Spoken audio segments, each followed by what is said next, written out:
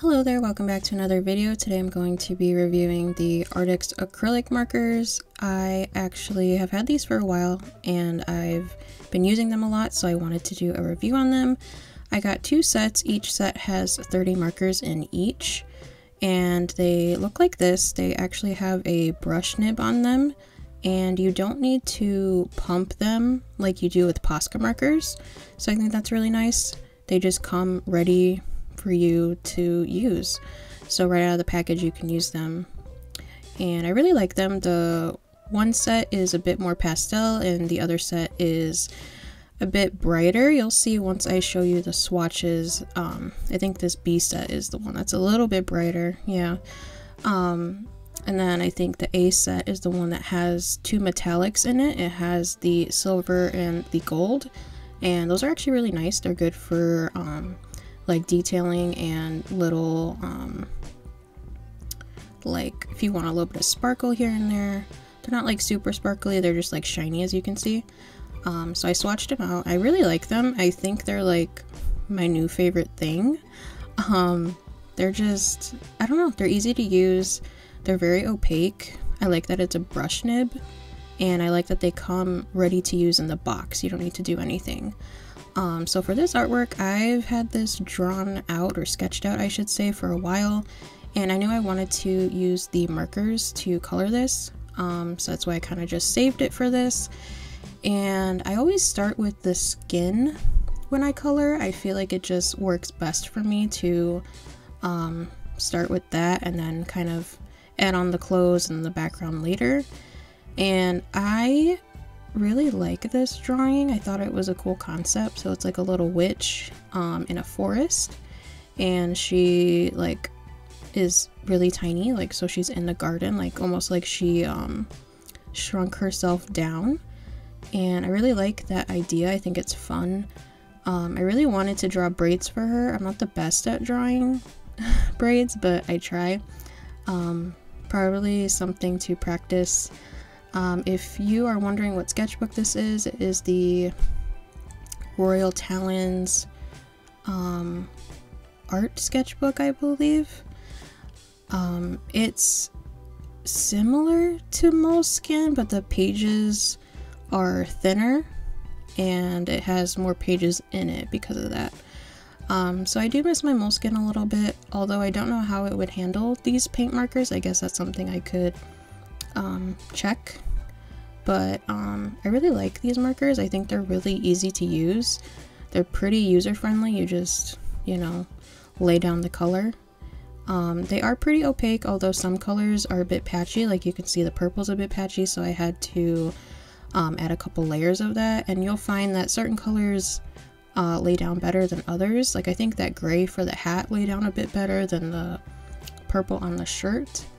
But that could also be because I actually used these prior and they probably don't have as much paint as they did originally, because I have been using them, so that might have something to do with it.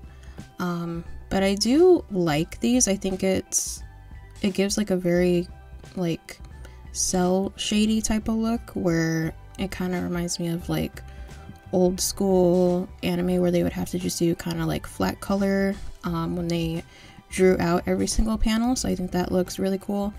I do go in and outline with the Pilot High-Tech C pen. I think it's in 0.5. I really like that pen. It's good. It goes like over the paint really well, or at least pretty well from what I've seen and used it for. I've also seen people use like the really skinny Posca pens to outline. I have a hard time finding those. I think I can get them at Blix, but I think they're not like very available, and I think they're like locked behind glass, so they're always kind of hard to get to. I think last time I was there I only saw like a red and a blue. So maybe I'll go and get a couple of those next time I go. But I really wanted to make this drawing pretty colorful. At first I thought about just doing like earthy colors, but since I had so many different variations and a lot of bright colors, I decided to just go kind of bright I do always start a little bit lighter just because I can always make something darker if I want to, but it's hard to go the other way. Not saying that these aren't opaque enough to do that, because you definitely could, but you would be using a lot of different layers to cover up the darker spots, and then there always is going to be that kind of underlying value of the darker color. So I always just start light to dark. I think that helps, because you can always make things darker. It's harder to make them lighter. So I really wanted to just kind of go with a very like colorful garden-y type of feel, and this kind of reminds me of Secret World of Arrtx, if you've ever seen that. It's a Studio Ghibli movie, and she's basically like a teeny tiny little person, and she I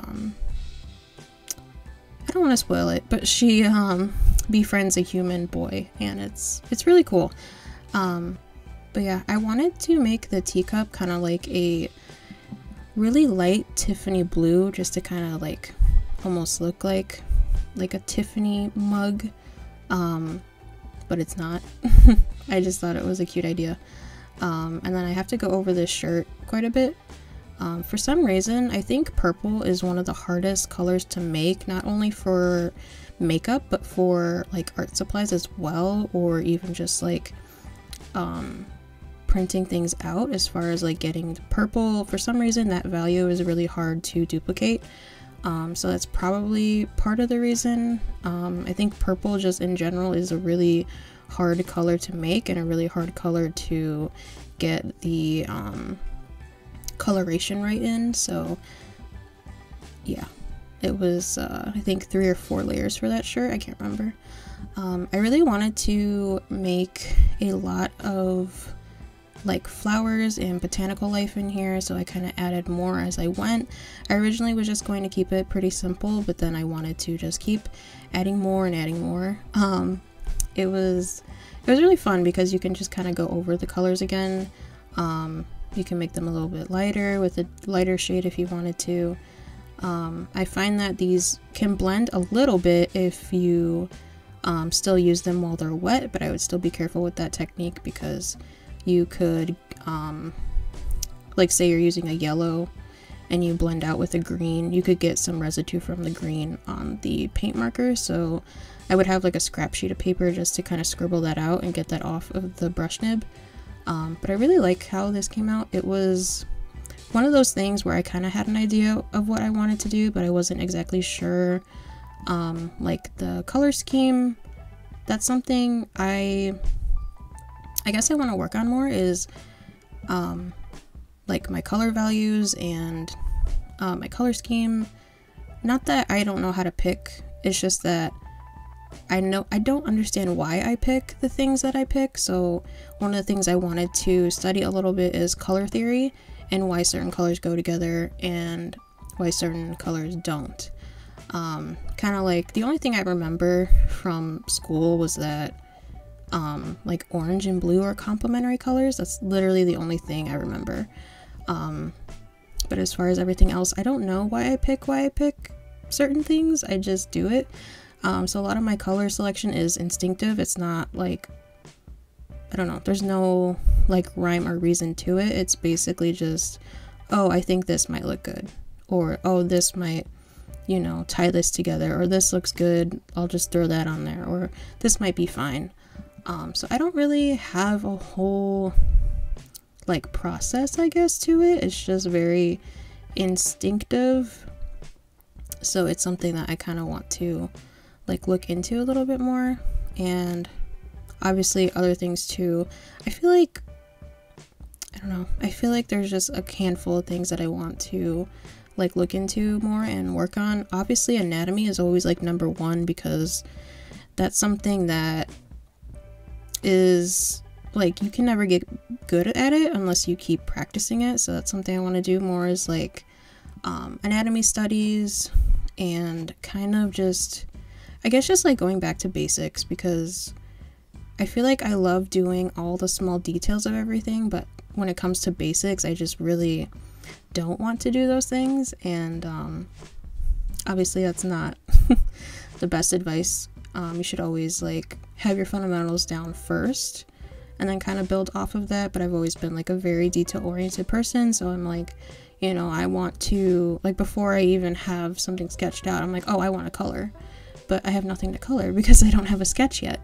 So I guess that's something that I want to work on, is just kind of taking a step back and relearning all of the basics, especially with, like I said, anatomy, color theory. There was a third thing I wanted to work on, and I can't remember what it was, but it was something related to those two. Oh, perspective. Okay, that's what it was. Perspective. So a lot of like different angles, or something I'm really not good at is like structures, like buildings. So that's another thing too. So I guess I have 4 that I need to work on. But yeah, so I just went in and I did some little details with the Pilot High-Toxy pen, and I just added little outlines here and there to kind of bring it all together. And I really like these pens. I would give them like a 4.5 out of 5, only because you can't buy them individually. You have to buy them in the pack, but I really like them, so highly recommend. And let me know what you think about this video and this drawing, and I will talk to you next time. Bye!